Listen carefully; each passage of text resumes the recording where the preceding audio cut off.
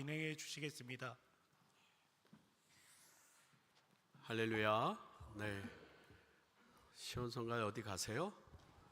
네. 옷 벗으러 가세요? 네. 밖에 나가신 분이 많아. 예. 어디 가지 마시고 같이 말씀 들어요. 네. 우리 옆에 분하고 한번 축복 인사하겠습니다. 사랑하고 축복합니다. 저를 한번 따라합니다. 말씀이 우리의 힘입니다. 말씀이 우리의 힘입니다. 할렐루야. 여러분들과 함께 통성경 길라잡이 해서 우리 조병호 박사님의 이 성경 탐구반을 우리 작년 여름 전까지 이제 구약을 마쳤습니다.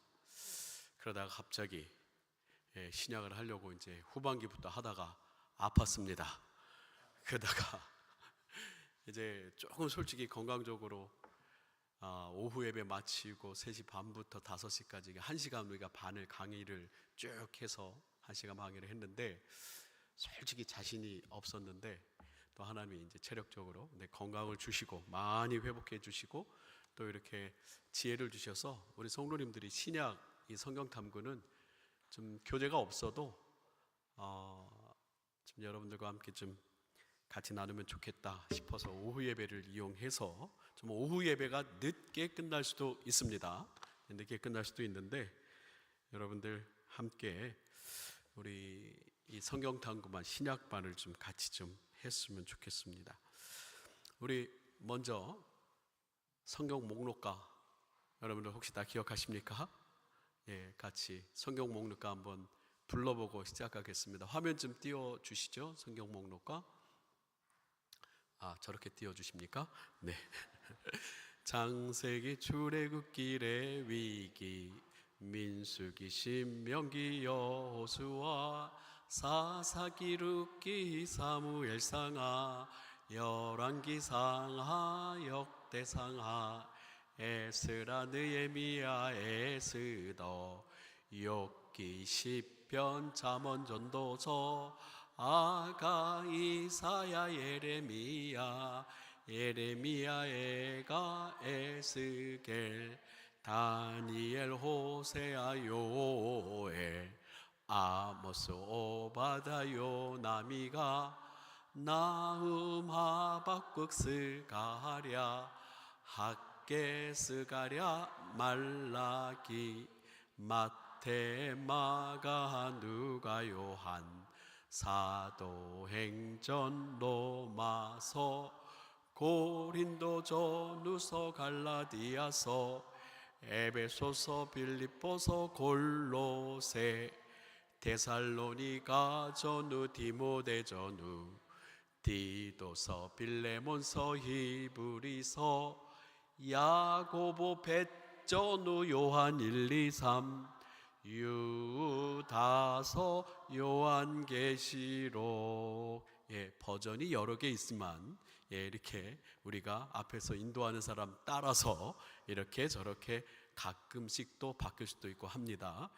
여러분, 우리가 창세기로부터 요한계시록에 대한 성경적인 개관을 여러분들 참 열심히 공부하셨어요. 제가 작년에 여러분들 창세기부터 구약 이 말라기서까지 공부하는데 제가 진짜 큰 감동을 받았습니다. 동관교회에서 이 성경 탐구만 할 때 한 클래스에 한 25명, 한 30명 정도 이렇게 교육관에서 차서 이렇게 성경 공부하면서 6기까지 마치면서 홍교회에 이제 처음 부임해가지고 성경 탐구반 이제 여러분들과 이제 공부 시작합니다 하면서 한 30명 정도 이렇게 오시면은 많이 오시겠다 이제 생각을 했어요. 근데 웬걸요, 100명 가까이 꽉 교육관에 차가지고 여러분들과 함께 이 창세기로부터 이 말라기까지 공부를 하는데 저도 참 많이 신났고 재밌었고, 또 어떤 장로님은 저에게 목사님이 이렇게 성경 공부를 이렇게 함께 할 수 있어서 너무 고맙습니다라고 이렇게 말씀해 주셔서 참 좋았습니다. 저는 우리가 일단은 1차적으로 그 100여 명의 우리 성경 탐구반 구약 창세기로부터 말라기서까지 함께 공부하신 분들, 그리고 오늘 이렇게 신약 여러분들 중간사로부터 시작을 해서 요한계시록까지 대략 그 개관을 함께 공부하신 분들은 1기 성경탐구반 졸업생들이다라고 이렇게 인정을 해드리고요. 그다음에 2기부터는 한 20명 정도, 한 30명 정도 성경탐구반을 뭐 평일날이든지 아니면 또 주일 마치고라든지 그렇게 또 2기 클래스를 했으면 좋겠다.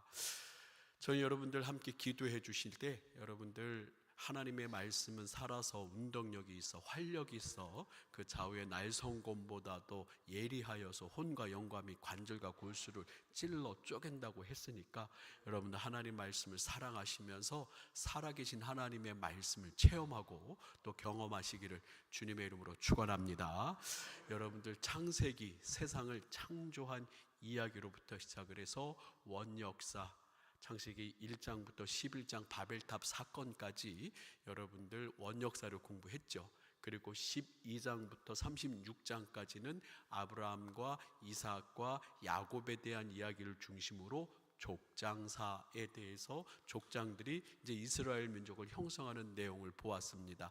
그러면서 37장부터 해서 요셉을 중심으로 창세기 50장까지 그렇게 마무리가 되면서 이스라엘 민족이 어디로 들어가게 돼요? 이 팔레스틴 땅에서 이자로 시작하는데 이창훈이요? 그러면 안 됩니다.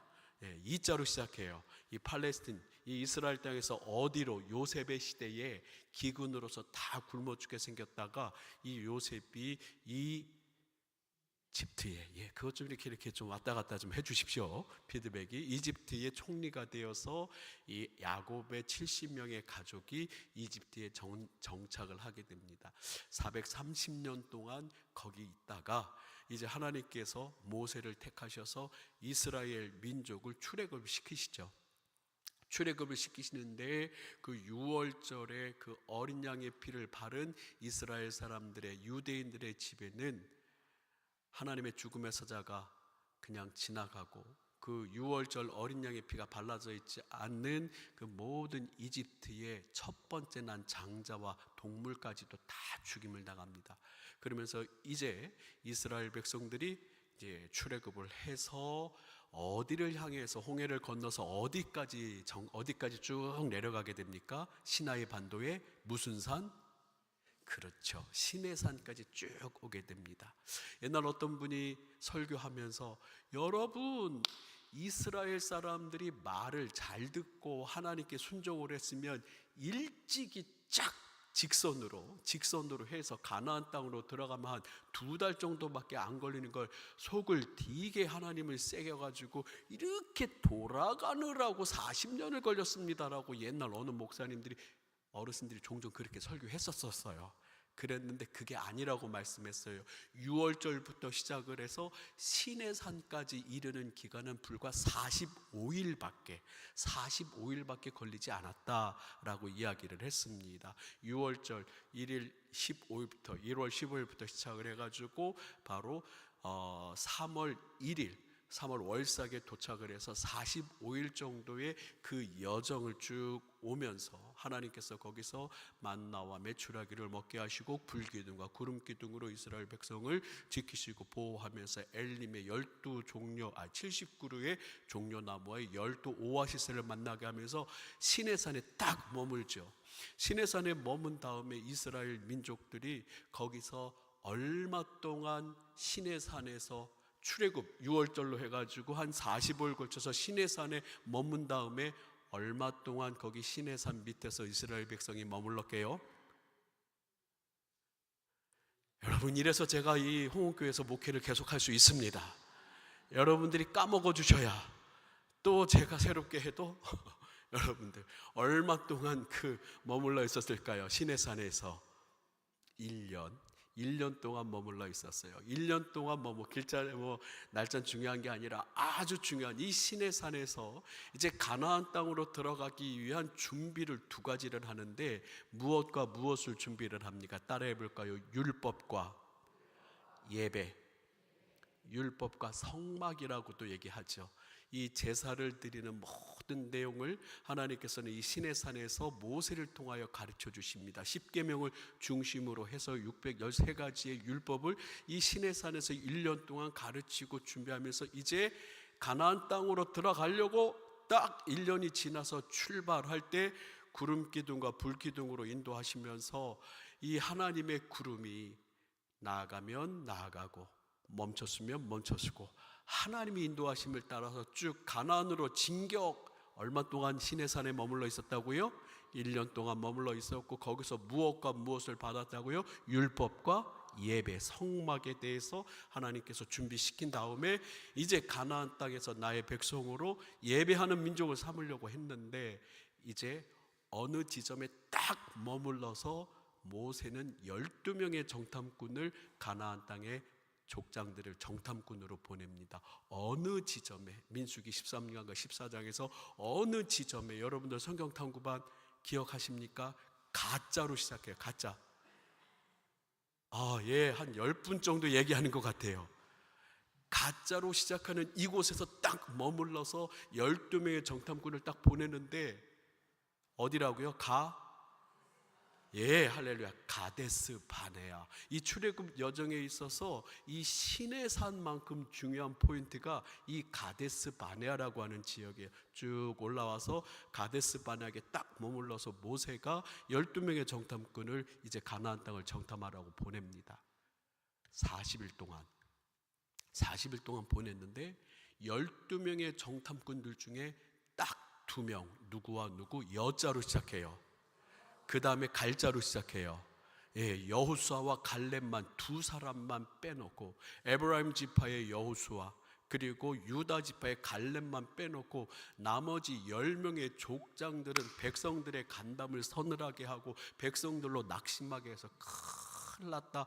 우리가 가나안 땅은 모세를 믿고 와서 들어가려고 해봤더니 거기는 성벽이 크고 거기는 다 장대한 안악자손들이 있으며 우리는 뭐 같다? 이렇게 좀 박자가 맞으면 좋아요. 네, 메뚜기 같다.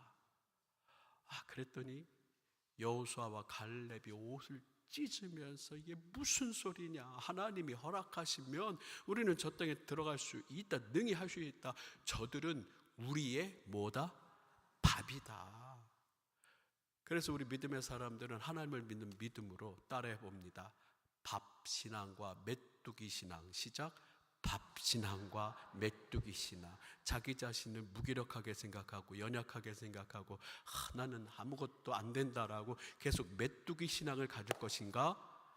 아니면은 여호수아와 갈렙처럼 하나님이 허락하시면 저것들은 우리 밥이다. 여러분 이 밥 신앙 가지시기를, 우리 밥심으로 사십시다. 할렐루야. 밥 신앙을 가져야 돼요.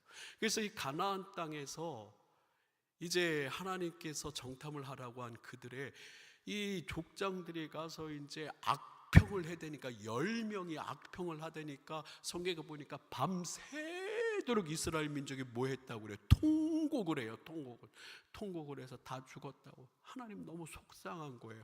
이집트에서 하나님께서는 놀라운 능력을 모세를 통하여서 아론을 통하여서 보여주셨어요. 10가지 재앙을, 10가지 재앙 한번 외워보실 수 있는 분? 없어도 괜찮습니다.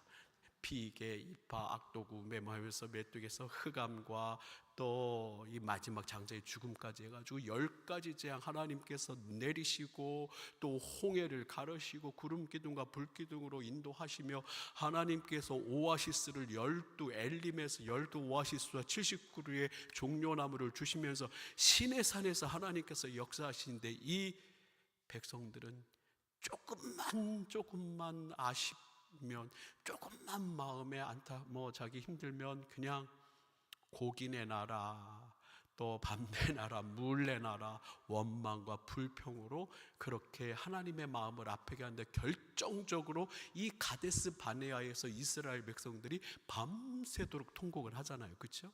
밤새도록 통곡을 하고 하나님께서 이스라엘 백성들에게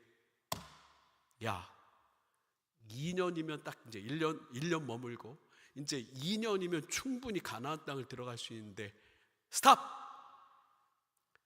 이제부터 40일 정탐했으니까 곱하기 1년, 너희는 40년 동안 이 광야에 머물면서 다시 한번 영적인 것을 훈련받으라. 그래서 광야에서 가데스 바네아에서부터 시작해서 그 광야에 그냥 왔다 갔다 하면서 거기서 정착을 하고 또 거기서 40년을 지내는 거예요. 그러면서 이제 하나님께서는 40년이 마치고 모세 다음으로 모세의 후계자 누가?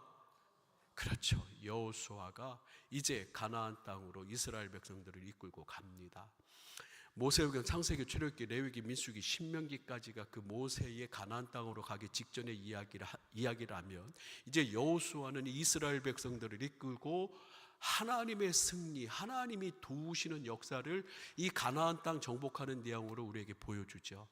여러분들, 이 여호수아서를 보게 되면은 하나님이 우리를 위하여 싸워주시는 것을 보게 되고요, 이 여호수아를 보게 되면요, 하나님께서 이스라엘 백성이 어디로 가든지 함께 하시는 그 능력, 하나님 편에 선 사람들을 어떻게 도우시는가를 이 여호수아서에서 보여줍니다. 요단강을 건너고 여리고성을 물리치고 또 모든 가나안 7종족들을 물리치는 가운데 하나님의 승리는 하나님 편에 있는 사람들에게 허락하신다라고 하는 것을 여호수아를 통해서 보여주시고, 그런데 여호수아가 나이가 들어서 이제 마지막 24장에서 나와 내 집은 여호와를 섬길 것인데 너희는 이제 택하라, 백성들이 저희도 여호수아처럼 하나님을 택하겠습니다 라고 하지만 여호수아 다음에 책이 뭐예요? 4자로 시작해요.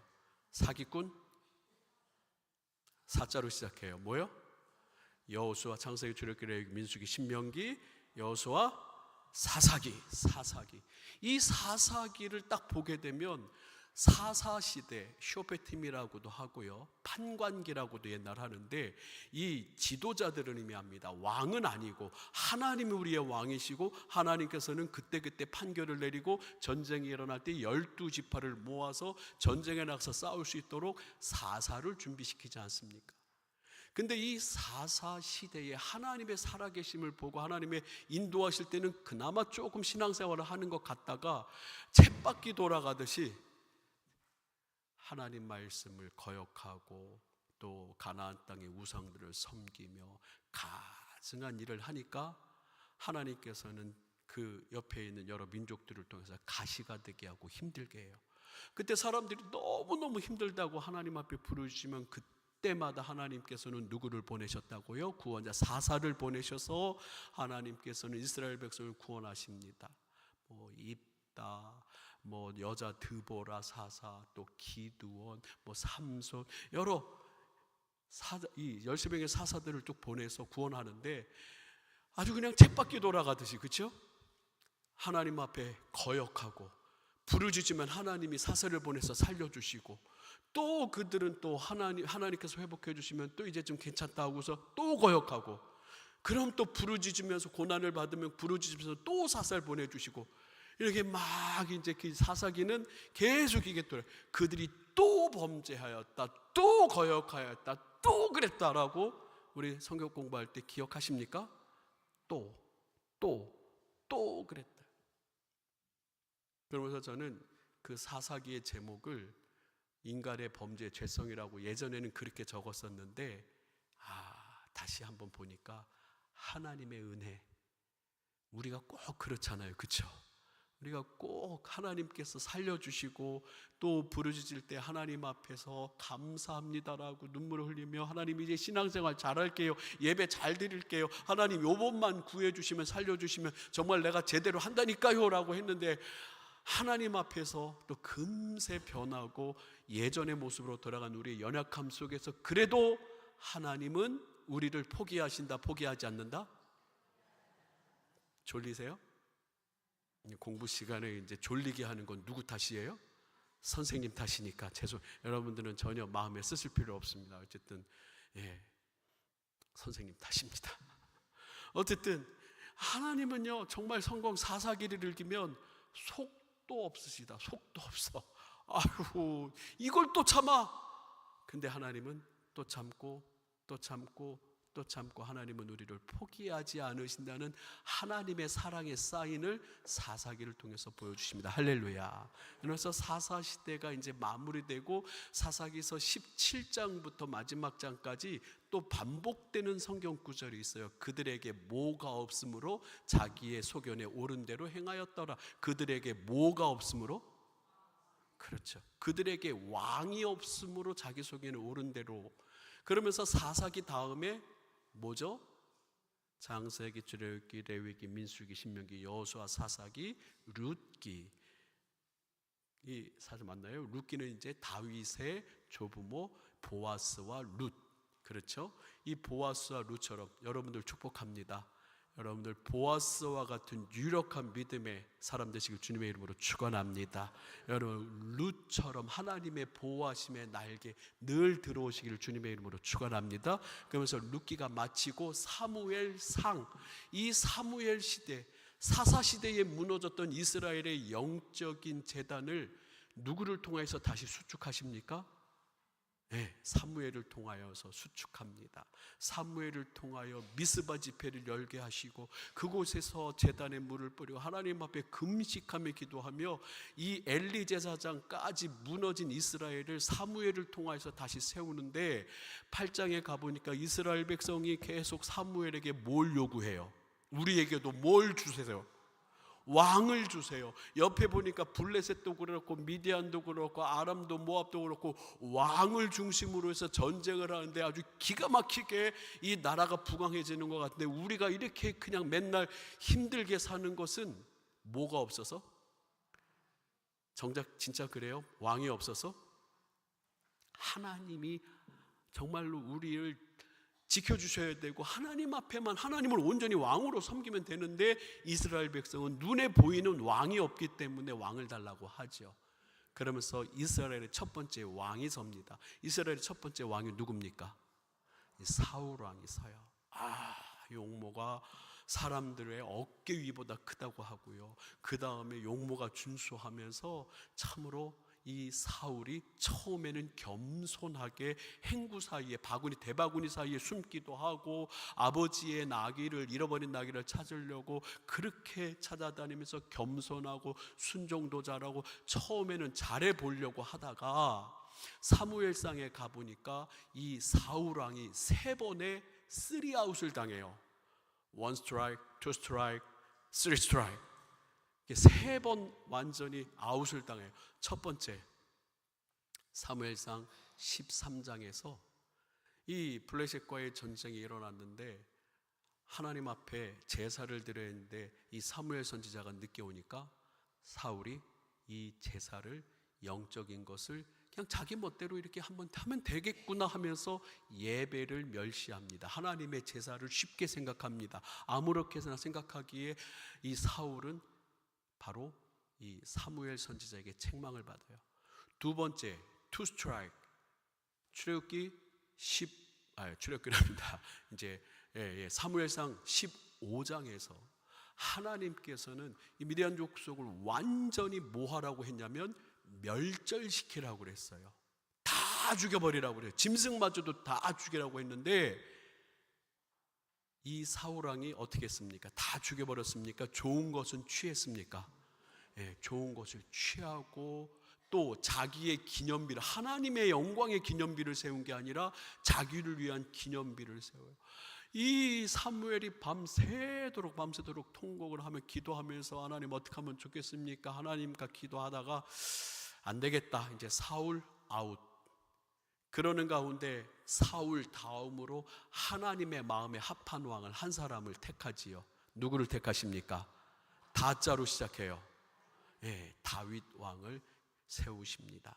그러면서 이 다윗을 16장에서 기름 붓는 일이 이새의 집에서 일어나면서 17장에 가서는 다윗이 엄청나게 멋있게 데뷔전을 치르죠. 골자로 시작하는 그놈을 이 물맷돌로 잠자는 자는 깰지어다 쫙 던지니까 이 그냥 이 물맷돌이 골리앗의 이마에 팍 박히면서 이스라엘을 그 두려움에 떨고 있던 이스라엘을 구합니다. 그러면서 이 다윗은 골리앗을 물리치고 승승장구하면서 그 다음에 왕이 됐다? 아니면 쫓겨다녔다? 그래요. 사무엘상 이야기는 그 17장에서 골리앗을 물리친 다음에 승승장구의 이야기가 아니라 10여 년 동안 사울이 질투해서 이 사울을 피해 다니는 그 스토리가 쫙 있어요. 그러면서 사무엘상 22장에 가면은 아주 사무엘이 해서는 안 되는 일을 해요. 이 제사장들이 다윗을 숨겨주니까 뭐야? 다윗을 숨겨줘? 노베에 있는 제사장 85명을 완전히 학살합니다. 다 죽여버려요. 제사장들을. 신하들 보고 죽이라고 하니까 신하들은 겁이 나서 벌벌벌벌 떠는데 에돔이라고 하는 놈이 에돔이 아니라 갑자기 도액, 예, 그렇죠. 에돔 사람 도액, 고맙습니다. 예, 도액이라고 하는 놈이 그냥 다 죽여버려요. 그리고 그 노베에 있는 제사장만 죽인 게 아니에요. 그 마을을 완전히 초토화해서 이제는 사울에게는 하나님이 없어요. 그러면서 30장에서 블레셋과의 전쟁 가운데 사울은 요나단과 함께 죽임을 당하고 사무엘 하에서는 이제 온 이스라엘의 왕으로 누가 등극합니까? 다윗이 등극하지요. 그러면서 사무엘 하 다윗의 치세가 이뤄지는데 다윗이 계속 끝까지 잘하면 얼마나 좋았을까요? 하나님이 어디를 가든지 다윗을 승리케 하시고 다윗을 이기게 하시는데 다윗이 11장에 가보니까 관음증이 있는지 목욕하는 여자를 이렇게 보다가 거기서 그냥 그냥 깜짝이야 아주 여기서 목욕하고 있냐고 해서 거기서 끝나야 되는데 다윗이 그랬어요? 안 그랬어요? 그랬다고요? 거기서 끝내야 되는데 끝냈어요? 안 끝냈어요? 거기서 끝내지 않고 우리아라고 하는 장군의 아내 이 밧세바를 자기의 아내로 취하는 그 과정 속에서 우리아를 죽입니다. 살인까지 저지르면서 이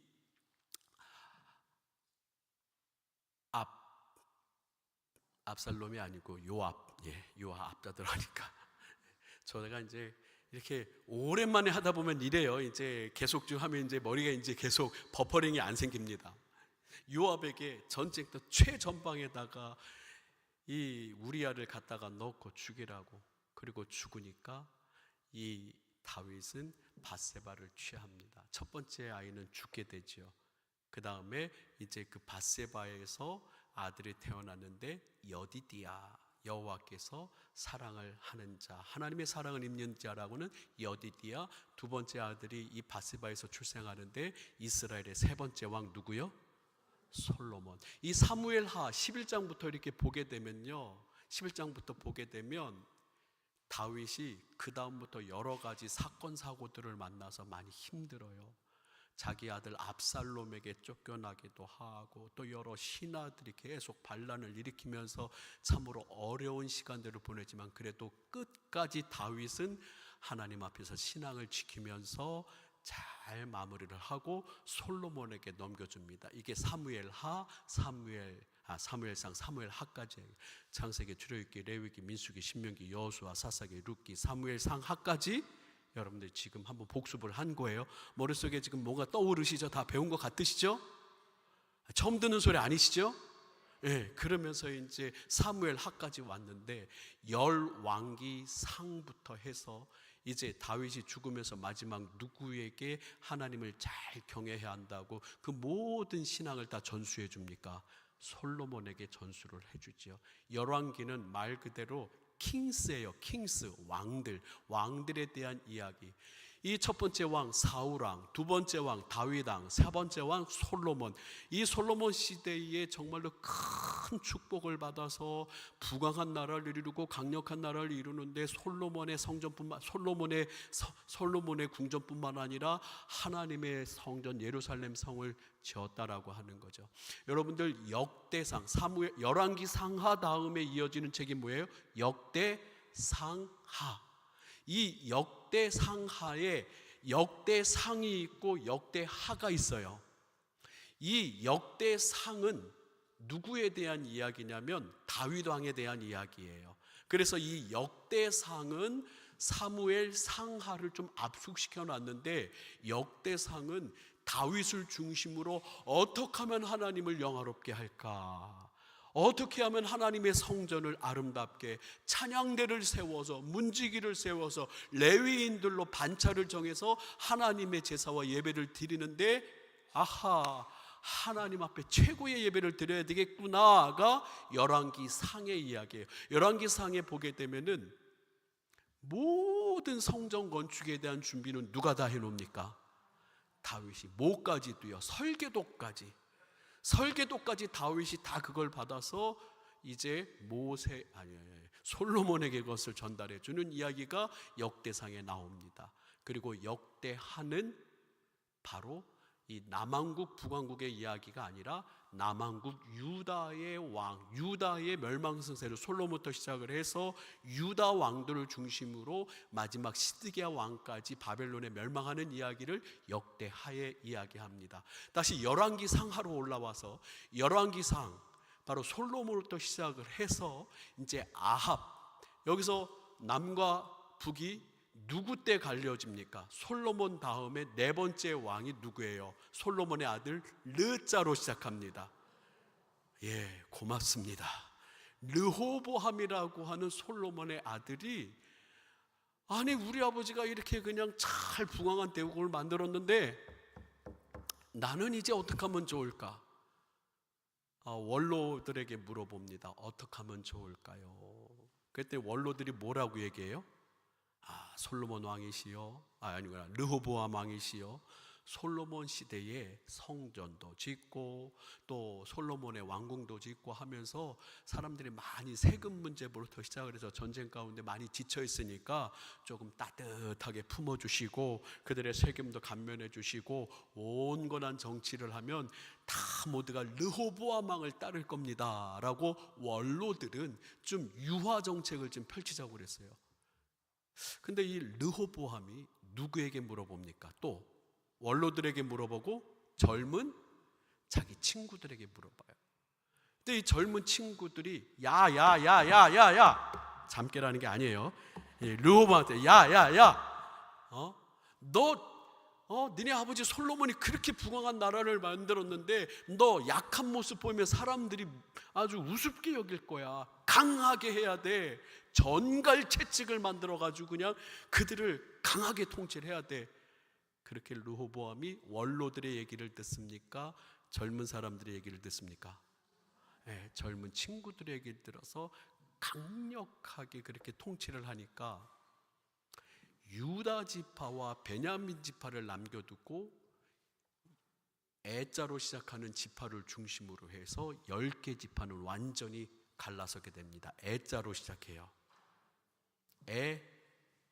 크게, 그렇죠. 에브라임 지파를 중심으로 해서 이 여로보암이라고 하는 북왕국을, 여로보암이라고 하는 첫 번째 왕을 해서 바로 세웁니다.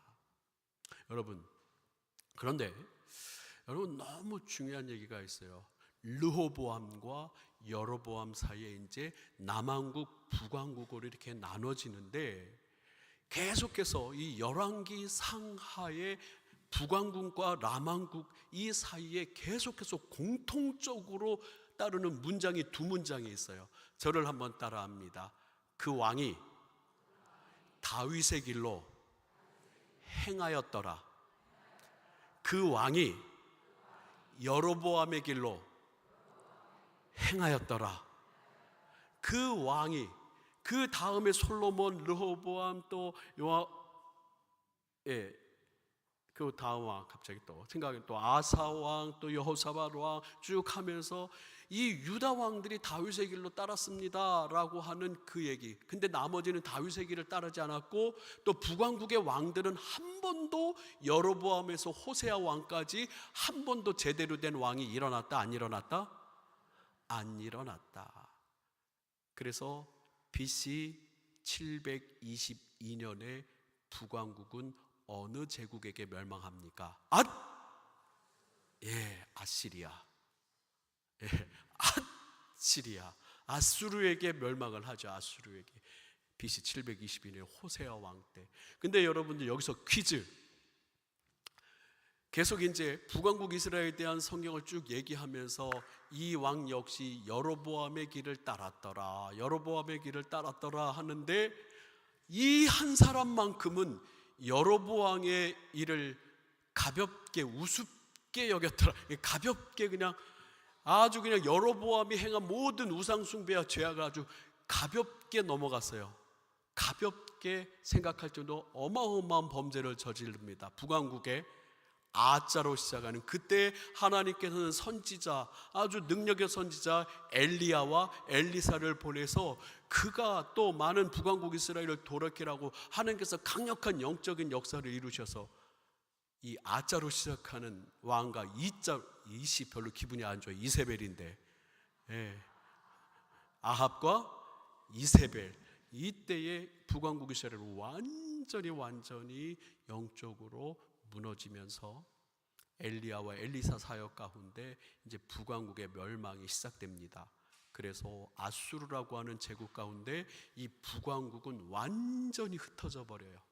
여러분들, 오늘 우리 바울에 대한 이야기를 하면서 바울이 이런 얘기를 했어요. 나는 히브리인 중에 히브리인이다. 나는 어느 지파 사람들이다? 베냐민 지파 사람들이다. 이게 왜 중요하냐면요, 이 북왕국 이스라엘의 10개 지파는 아수르에 의해서 다 흩어져 버렸어요. 순수한 혈통이 없어졌어요. 그래서 심지어는 어떤 신학자들은 뭐라고 얘기하냐면, 아예 10개 지파는 아예 그 지파의 그 흔적조차도 없어졌고, 그래서 그들은 이스라엘 사람들이라 이야기하기 어렵다. 그래서 여러분들 지금 이스라엘 사람들을 뭐라고 얘기를 해요? 유대인이라고 얘기해요. 유대인. 유다의 지파의 사람, 대부분이 남왕국 유다만 남았기 때문에 그 10개 지파는 그냥 흐지부지 됐어요. 그런데 그 유다 지파 옆에 꼽살이 껴가지고 자그마한 지파가 끝까지 함께 살아남습니다. 어느 지파요? 베냐민 지파. 그래서 유다 지파와 베냐민 지파는 남왕국 유다의 그 예루살렘을 중심으로 그 혈통은 계속적으로 예수님 시대까지 오기 때문에 이 베냐민 지파의 혈통은 히브리인 중에 히브리인이다라고 이야기합니다. 그러다가 이제 열왕기하 뒷부분이며 또 역대하의 내용 보면 남왕국 유다는 그나마 예루살렘을 중심으로 예배에 대한 것이 계속적으로 살아 있었기 때문에 그나마 좋은 왕들이 조금씩 일어나요. 그렇죠? 뭐 아사 왕도 처음에는 잘 했고요.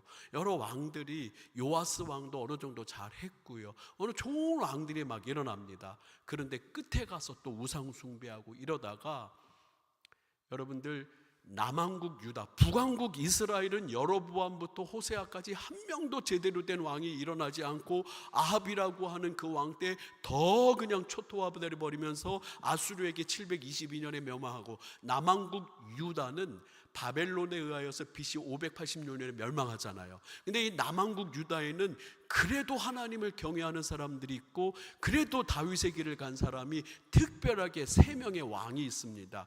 기억하시는 분? 그레이스 커피숍 상품권. 네, 손을 들어서 우리 이선수 권사님, 누구? 그렇죠. 박수. 상품권 5,000원짜리 하나. 이의건 전도사님. 그래요. 이 남왕국 유다는 예루살렘을 중심으로 해서, 물론 잘하는 왕들도 있었지만 끝까지 하나님을 경외하고 그 신앙을 지킨 다윗의 길로 걸어간 바로 여호사밧이 있었고, 또 히스기야 있었고, 요시야가 있었어요. 그런데 문제는 이 히스기야까지는 잘했는데 그렇죠, 므낫세라고 하는 그 아들 녀석이 그렇게 폐역을 해요. 참 신기한 게 뭐냐면, 히스기야의 아버지가 아하스라고 하는 왕인데, 이 아하스라고 하는 왕이 아주 남왕국 유다인데도, 예루살렘이 있음에도 불구하고 아주 영적으로 남왕국 유다를 피폐하게 만들어요. 온갖 우상들을 다 섬깁니다. 그 중간에 아하스의 아들 히스기야는 그 모든 우상들을 다 쫓아내고, 또 하나님 앞에 성전을 정화하면서 하나님의 나라를 세우려고 애를 쓰다가, 이 히스기야가 죽으니까 히스기야의 아들 므자라고 므낫세가 누구를 쫓아갔어요? 아버지 히스기야를 쫓아간 게 아니라 할아버지 아하스를 쫓아갔어요. 할아버지 아하스를 쫓아가가지고 성경에 보면 뭐라고 나왔냐면 므낫세의 일로 말미암아 하나님께서는 유다를 멸하시기로 작정하시니라 그래요. 누구의 일로 말미암아? 므낫세. 얼마나 하나님 앞에 패역하고 죄악됐다면. 그러면서 하나님은 신흥 제국을 일으키십니다.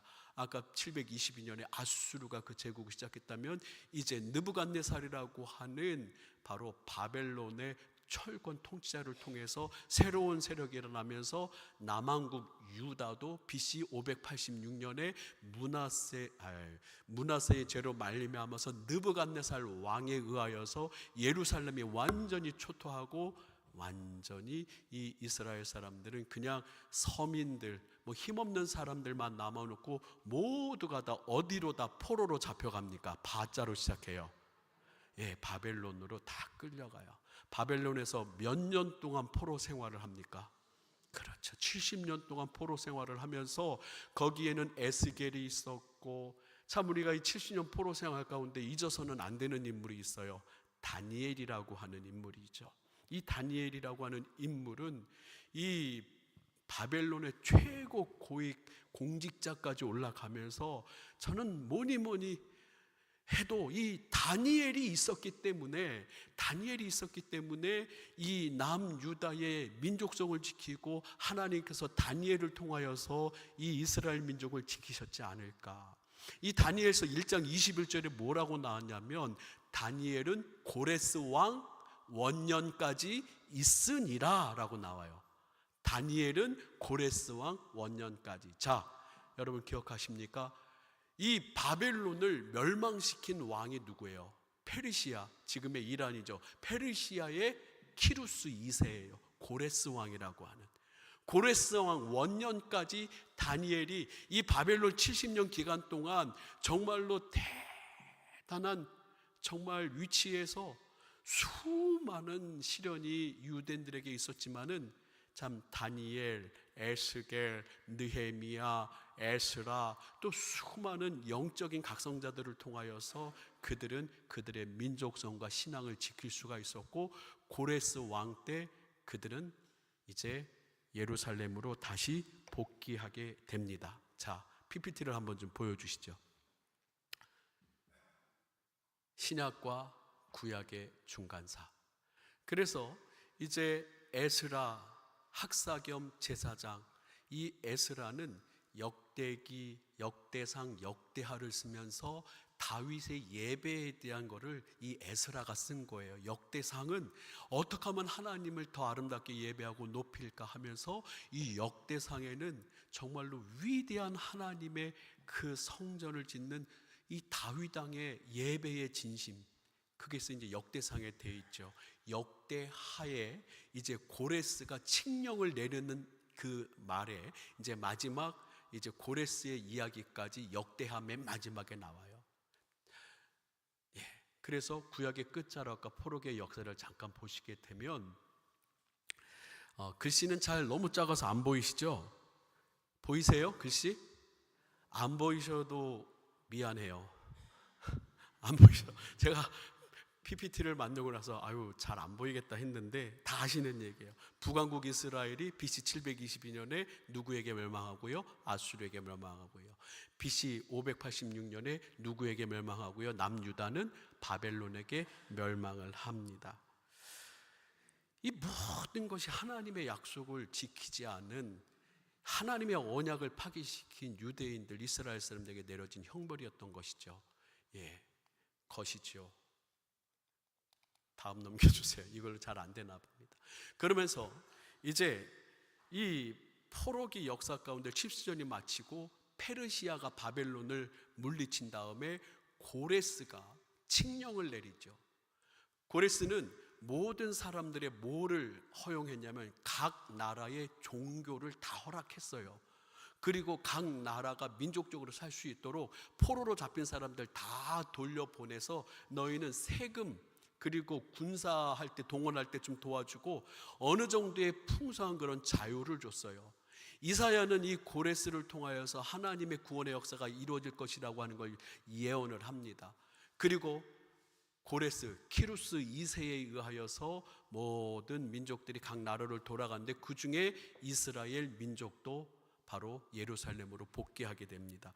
이 고레스의 원통이 이게 뭐냐면요, 고고학적으로 발견된 이 고레스의 역사적 기록이 실제로 있었다, 구약의 성경에 있는 사건이 실제로 있었다라고 하는 고고학적인 유물이 발견된 거죠. 여기에 뭐라고 써 있냐면, 나는 고레스, 세계의 왕, 위대한 왕, 정정당당한 왕, 사방의 왕이며 위대한 왕, 얀산의 왕이신 캄비세스의 아들이며 고레스의 손자며, 고레스 2세니까, 나는 오랫동안 황폐되어 오는 성소들과 그 안에 있던 신상들을 티그리스강 저편에 신성한 도성들로 귀환시켰으며 그들을 위하여 영구한 성소를 지어 주었다. 이곳의 주민들은 모두 모아서 저들의 거주지로 귀환시켰다라고 하면서 이 페르시아 고레스 왕 때 모든 이스라엘 사람들이 다시 회개하고 복귀해서 예루살렘 성전을 짓습니다.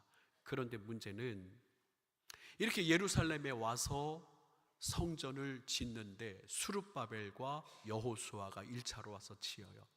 그 다음에 이제 뒤에 이스라엘 성벽이 무너지는 가운데 하나님은 또 누구를 보내시냐면 느헤미야. 목사님은 자꾸 첫 글자만 이야기하십니까? 그냥 다 얘기하지. 여러분들이 기억을 하시는 거 아닌가 피드백을 보기 위해서 얘기하는 거예요. 느헤미야를 보내서 이제는 무너진 성벽을 수축을 하죠.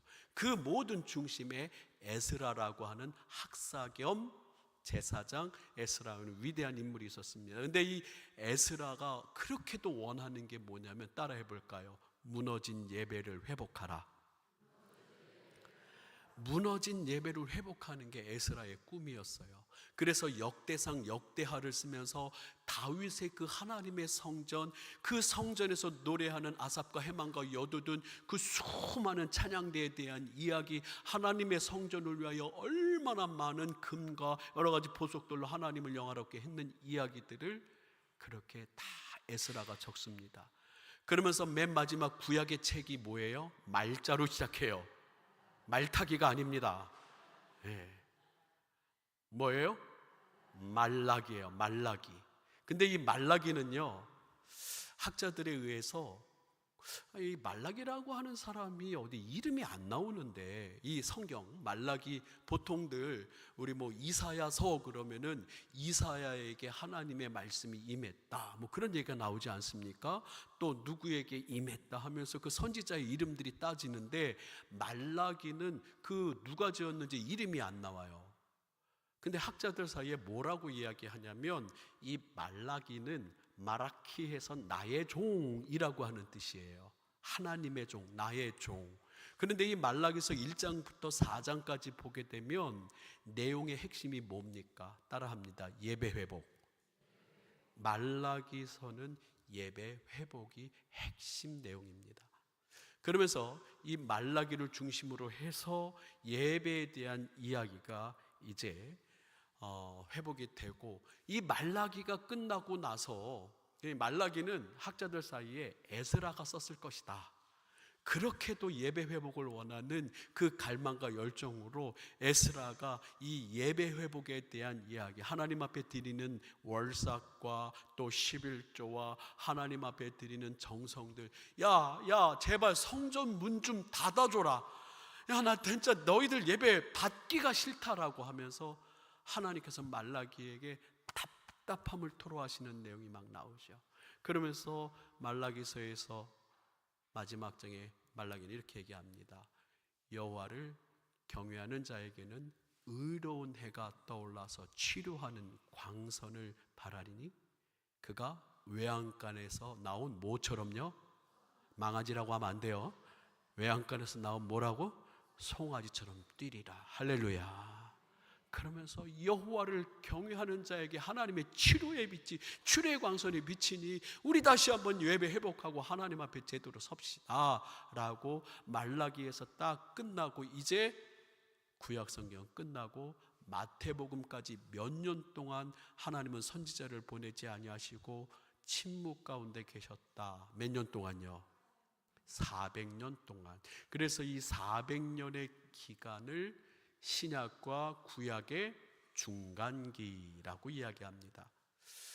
2분만 더 하고 마칠게요. 오늘은 창세기부터 요한계시록까지 스토리로 요약한 내용. 이렇게 이야기하니까 여러분들 머릿속에 뭔가 좀 구약 성경을 많이 읽으신 분이 뭔가 좀 그려지는 것 같죠? 예라고 해주셔서 고맙습니다. 여러분들 교재나 성경을 한번 좀 쭉 읽어봤으면 좋겠고, 이 400년 동안 아주 중요한 일이 일어나요. 제가 요 한 가지만 이야기를 합니다. 하나님은 우리 인간에게 예배 받으시기 위해서 강력한 손길로 탁 붙잡아다가, 야, 예배해, 나한테 제단 쌓고 예배 드려, 멱살 잡고 하나님 그냥 막 번개 내리시고 막 협박하고 위협하면서 하나님 우리로 예배케 하시나요?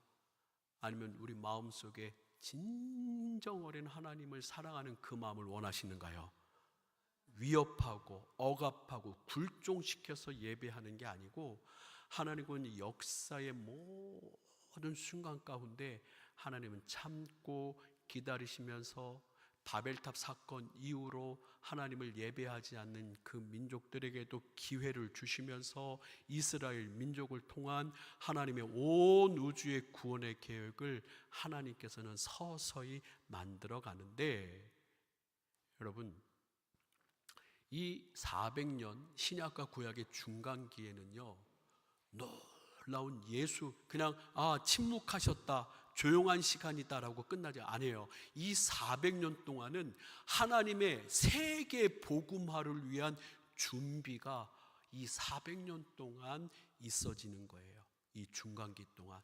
그래서 이 400년의 중간기를 들여다보면 하나님은 우리를 그냥 막 붙잡아다 멱살 잡아놓고 예배해, 그게 아니라 하나님께서는 하루가 천년같이, 천년이 하루같이 기다리며 모든 인류를 구원하기 위한 빌드업을 착착착 해나가시는 그런 하나님은 은혜와 은총의 하나님이시구나 라고 하는 것을 이 중간기 400년을 통해서 보게 됩니다. 오늘은 여기까지.